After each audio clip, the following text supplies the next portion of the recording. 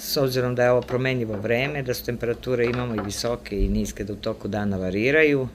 da je ovo godišnji period jesen, da se pridržavaju nekih naših saveta i da je zbog ovih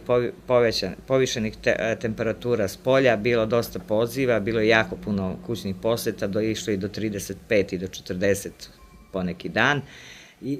Zatim je bilo i dosta ambulantnih pregleda, znači hitna pomoć je imala dosta posla, na sve je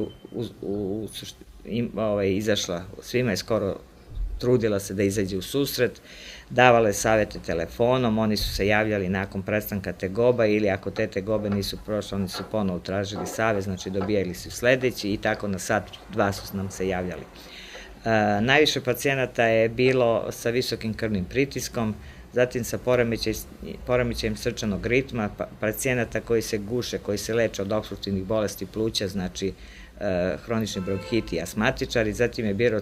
pacijenata cerebrovaskularnim bolestima, bilo je puno psihijatrijskih bolesnika, jer oni reaguju na ovo vreme, znači najteže ove vremenske promene, najteže